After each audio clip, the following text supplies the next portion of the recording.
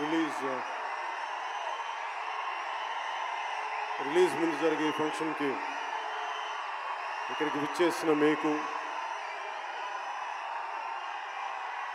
తెలుగు సినిమాని ఆదరించే ఇష్టపడే ప్రతి ఒక్కరికి, టీవీల్లో వీక్షిస్తున్న ప్రతి ఒక్కరికి కూడా మన శిల్పకళా వేదిక నుంచి వారందరికీ నా హృదయపూర్వక నమస్కారాలు. చాలా క్లిష్టమైన పరిస్థితుల్లో ఫంక్షన్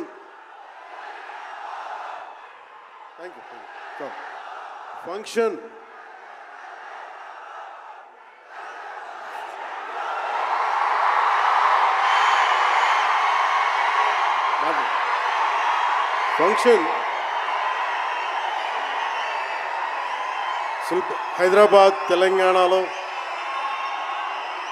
హరిహర వీరమల్ల ఫంక్షన్ ఒక కనీసం లక్షలాది మంది మధ్య జరుపుకుందామని ప్లాన్ చేసిన వర్షాభావాలు ఇతరత్ర కారణాల వల్ల దాన్ని ముందుకు తీసుకెళ్ళలేక ఫంక్షన్ సైజ్ని మనం శిల్పకళ వేదికకి పరిమితం చేసినా కానీ ప్రతి ఒక్కరికి టీవీలో కూర్చొని మరింత సురక్షితంగా చూడాలని ఒక ఉద్దేశం.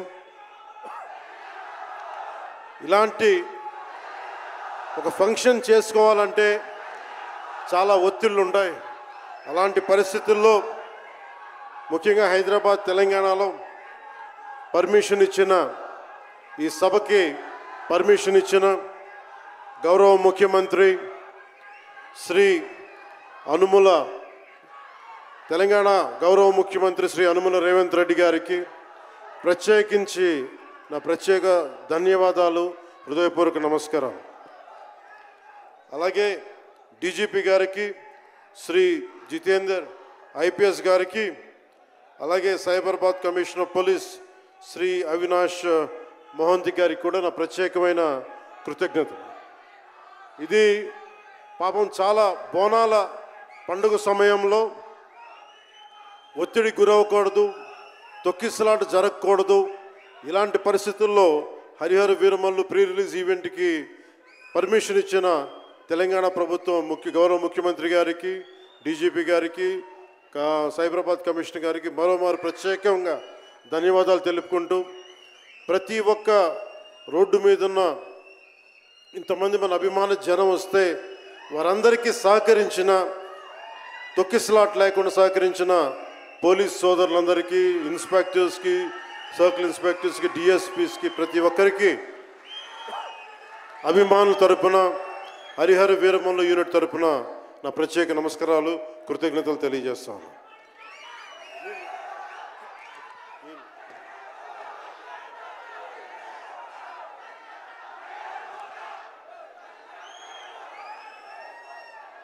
అలాగే తెలంగాణ సినిమాటోగ్రాఫర్ శాఖ మంత్రి శ్రీ కోమటిరెడ్డి వెంకటరెడ్డి గారు రావాల్సి ఉండింది, కానీ ఆయన మనకి సీఎం గారు రివ్యూ మీటింగ్ల వల్ల రాలేకపోయారు.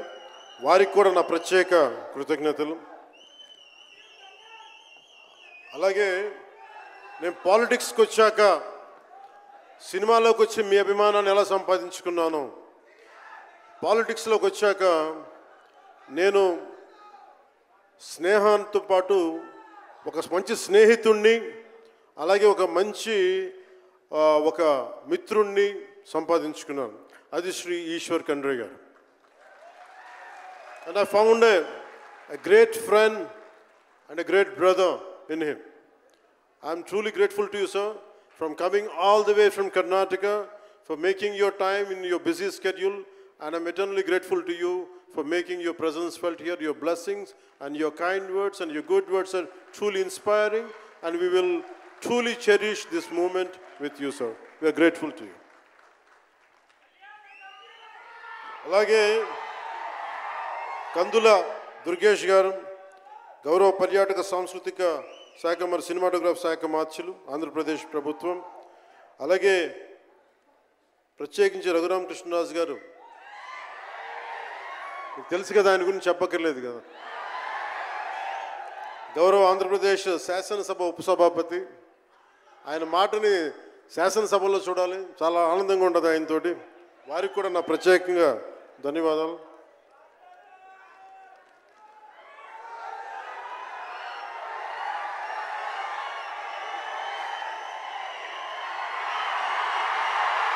సరిగ్గా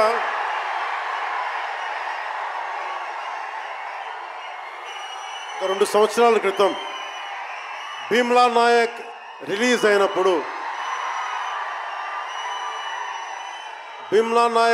అయినప్పుడు, అందరి సినిమాలు 100లో ఉంటే పవన్ కళ్యాణ్ సినిమాలు 10 రూపాయలు 15 రూపాయలతో చేశారు.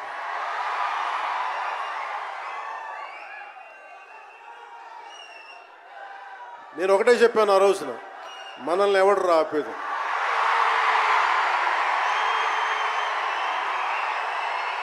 This is not about money. This is not about finance. This is not about records. This is about damn guts. This is about damn courage. This is about damn tenacity. We are here. We will stand by. We will serve justice.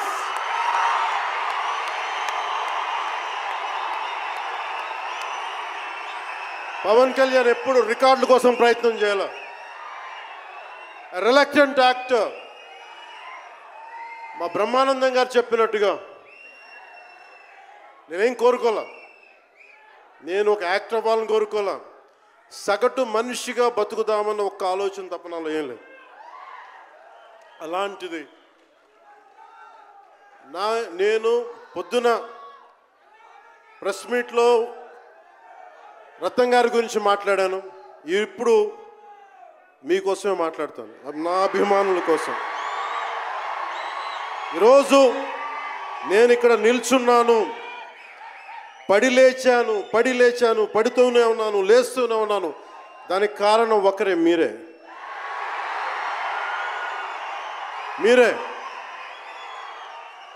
పడిపోయినా, కింద పడ్డా, లేచినా, ఉన్నా, అన్నా నీ వెంట మేము ఉన్నామని. నా దగ్గర ఏమన్నా ఆయుధాలు ఉంటాయా? నా దగ్గర ఏమన్నా గుండాలు ఉంటారా? నా దగ్గర ఎవరు లేరు, గుండెల్లో ఉండే మీరు తప్ప.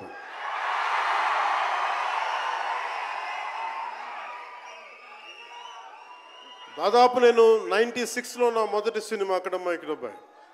ఇది 2025 అంటే ఆల్మోస్ట్ 29 to 30 years. అంటే దాదాపు 29-30 సంవత్సరాలు నేను చిత్ర పరిశ్రమకు వచ్చి. ఎలా ఉంది అంటే నాకే తెలియదు, అలా కాలం ఇట్లా అయిపోయింది. కానీ కొంత వయసు పెరిగిందేమో కానీ గుండెల్లో చావు ఇంకా చావాలి, బతికాం.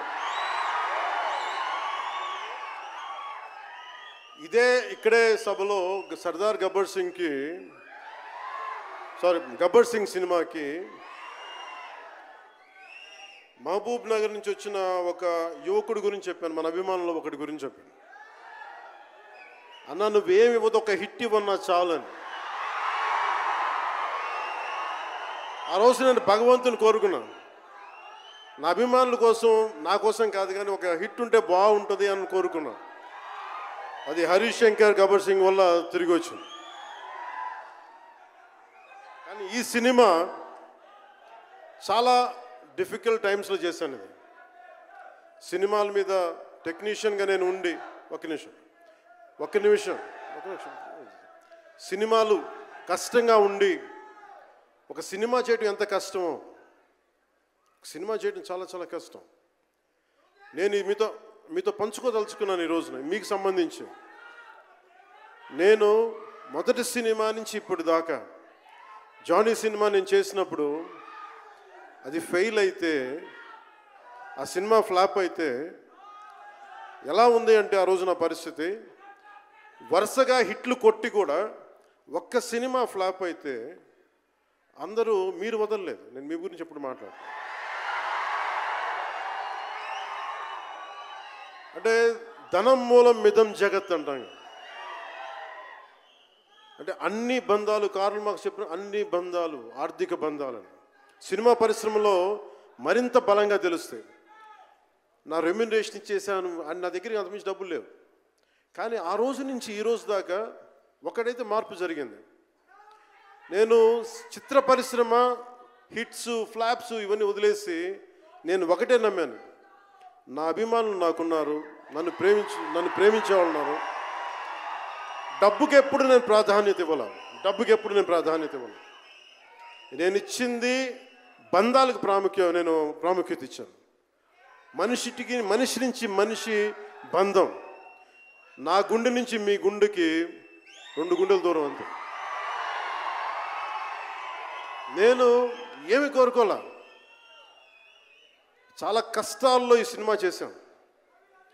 పేరుంది, ప్రధానమంత్రి గారి దగ్గర నుంచి అందరు తెలుసు, కానీ దానివల్ల డబ్బులు రావు. మనకి డబ్బులు వచ్చే సినిమానే రావాలి. కానీ సినిమాని ఎలా చేస్తాం? మిమ్మల్ని రంజింపజేయాలి, మిమ్మల్ని ఆనందింపజేయాలి. మనకి ఖుషీ లాంటి సినిమా తీసిన ఏఎం రత్నం గారు ఎప్పుడో 2017లో ఎప్పుడో సినిమా వచ్చి మీరందరూ తిడతా ఉంటారు కదా నన్ను, ఎంతసేపు రీమేకులు చేస్తావు అని. కరెక్ట్, ఏం చేయమంటారు చెప్పండి? మనకెవరు పెద్ద పెద్ద దర్శకులు లేరు. మన కింద నుంచి వచ్చిన వాళ్ళం. మనకి ఒక్క నిమిషం,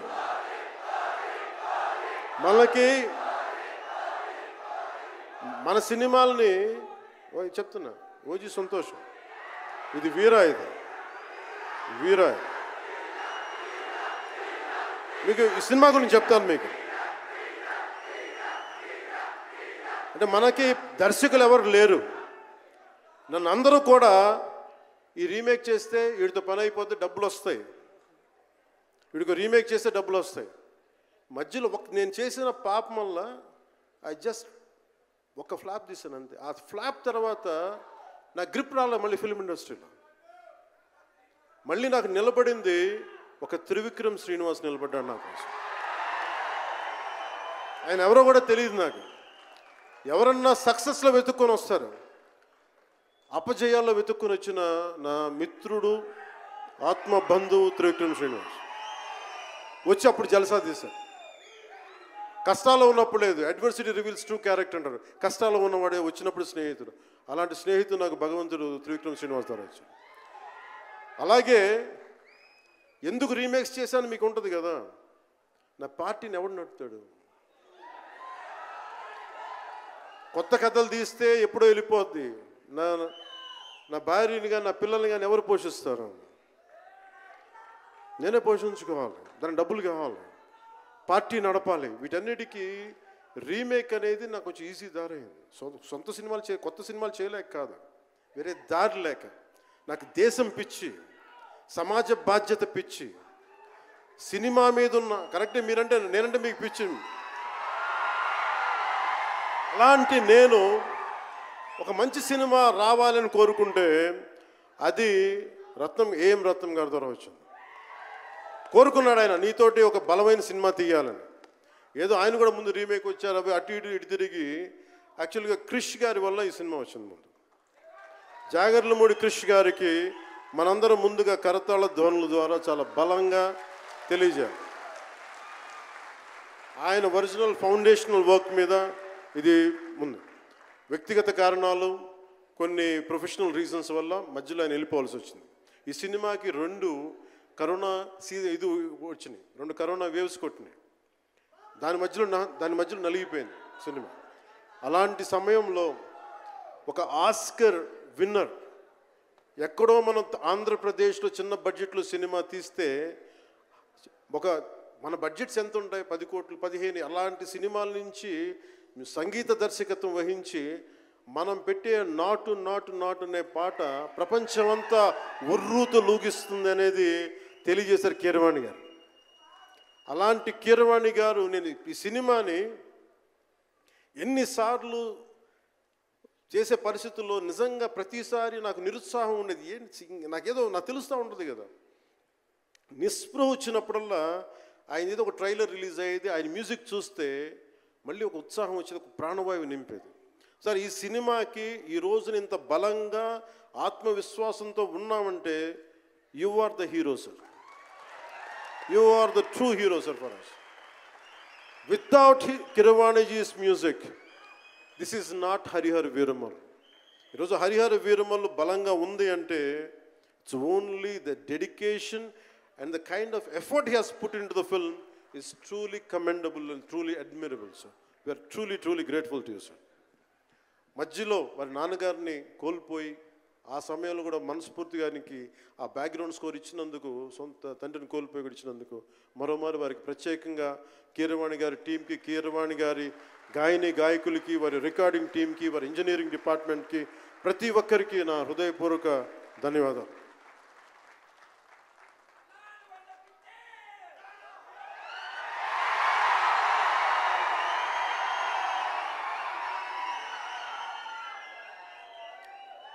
ఈ సినిమాని టెక్నీషియన్స్ గురించి అందరితో మాట్లాడి then will talk about cinema. Jyothi Krishna నాకు ఖుషీ టైం నుంచి లండన్లో చదువుకొని వచ్చాడు, film making course as a director. ఆయన సినిమాని చాలా బాగా హ్యాండిల్ చేశారు. ఎలా ఈ పరిస్థితులు ఎవరు చేయగలరు అనుకుంటా ఆయన స్టెప్ ఇన్ అయ్యి ఒక తండ్రికున్న విజన్కి కొడుకు సారథ్యం వహించి తండ్రి కొడుకుల తాలూకు ఇది ఎఫర్ట్ ఈ సినిమా ఇది. సో మనస్ఫూర్తిగా జ్యోతికృష్ణ గారికి, రత్నం గారికి మరోమారు నా ధన్యవాదాలు చెప్తా ఉన్నాను.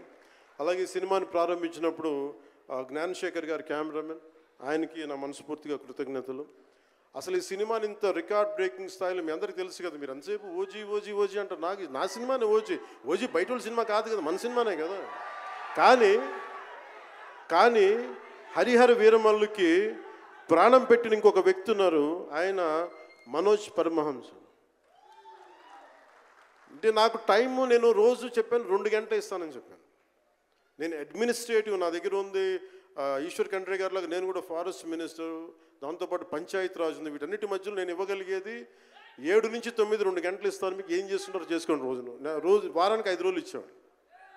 ఈ 5 రోజుల్లో దాన్ని చాలా పగడ్బందీగా ప్లాన్ చేసి మంగళగిరిలో ఉన్న జనసేన పార్టీ ఆఫీస్ నుంచి 2 గంటల ఒక కూతవేటు దూరంలో ఉన్న నా సన్నిహితులు, నా మిత్రులు రమేష్ లింగంనేని గారి మిడ్ వ్యాలీ స్టూడియో, వాళ్ళ స్థలం ఉంటుంది, దాన్ని మిడ్ వ్యాలీ స్టూడియోస్గా మార్చేసి అక్కడే సెట్స్ చేసాం. మొత్తం మేజర్ వర్క్ అక్కడే చేసి దాన్ని స్పెషల్ ఎఫెక్ట్స్ చేసాం. ఇలాంటివన్నీ సహకరించినందుకు, చేయగలిగిన సత్తా ఉన్న మనోజ్ పరమహంస గారికి మనస్ఫూర్తిగా నా ధన్యవాదాలు. అలాగే ఎగ్జిక్యూటివ్ ప్రొడ్యూసర్ దయాకర్ రావు గారికి, అలాగే ఆర్ట్ డైరెక్షన్కి చేసిన తోట తరుణి గారికి, అలాగే పాపం నేను పొద్దున కూడా చెప్పాను, ఈ సినిమాకి ఎవరన్నా సరే ఎంతమంది క్యాస్టింగ్ ఉన్నారు ఈ రోజున. విచిత్రంగా నేను, నిధి అగర్వాల్ తప్ప ఇంకెవరు లేరు. మన భరణి గారు, రఘు గారు, చాలా మేజర్ క్యాస్టింగ్ ఉంటే ఎవరు లేరు.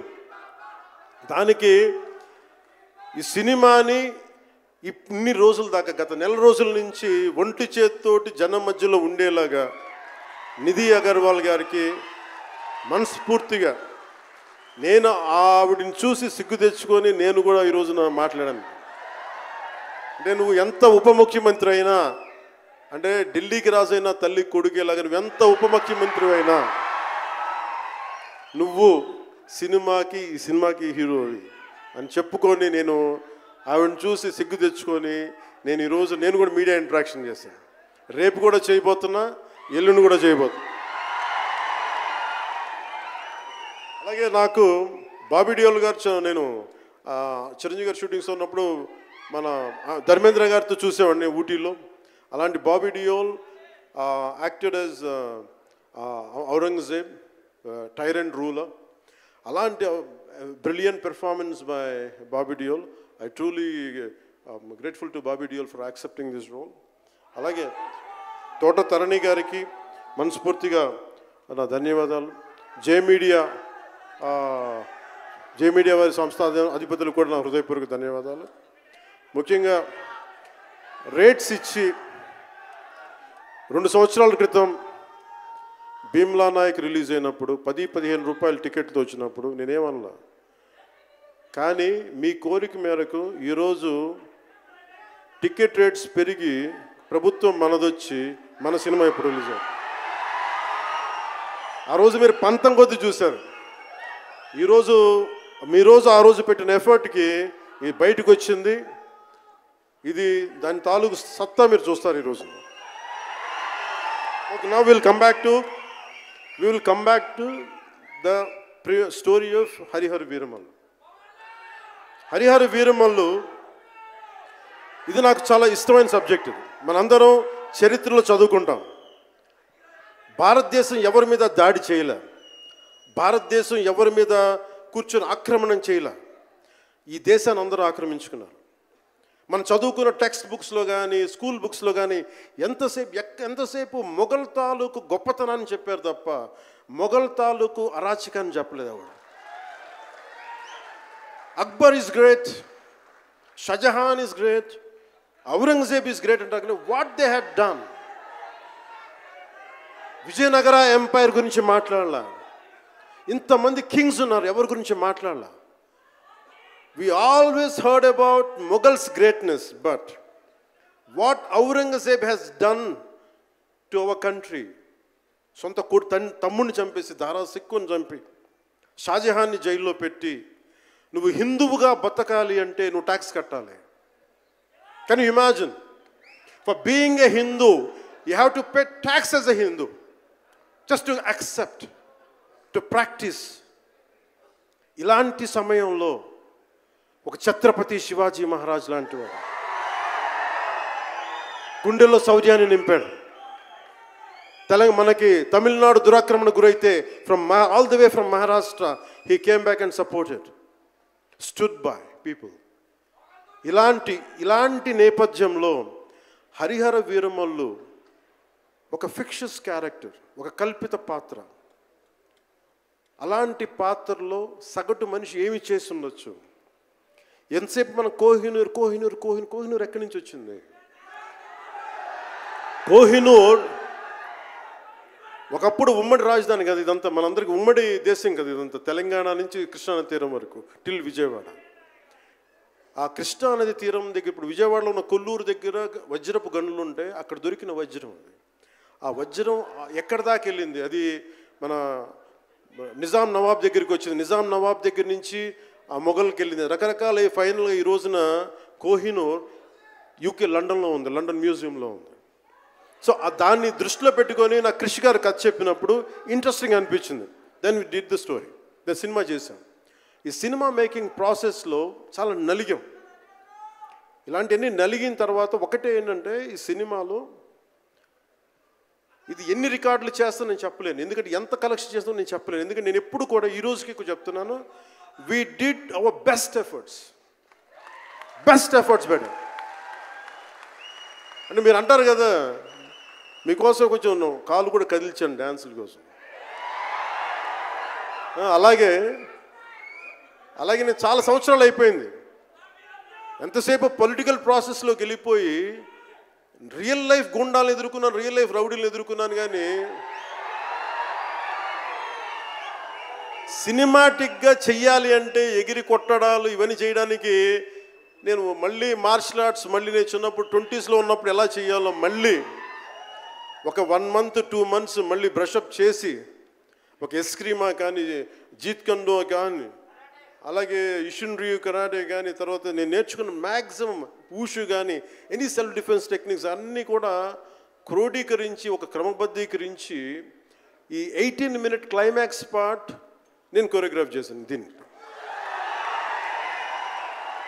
అంటే అది దేనికి అంటే నీ ధర్మానికి నువ్వు ట్యాక్స్ కట్టాలి అంటే అది ఎదురు తిరిగే పరిస్థితి. That is the climax.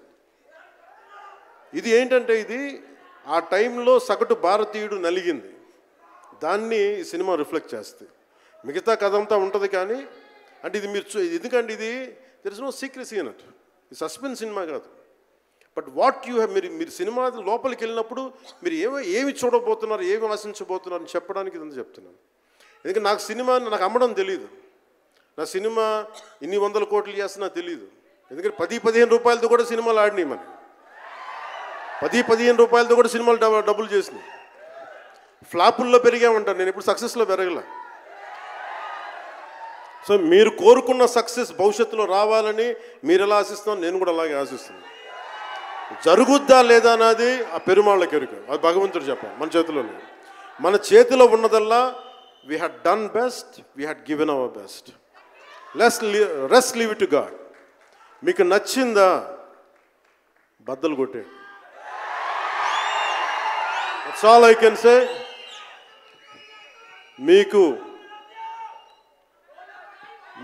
మీరే నా బలం.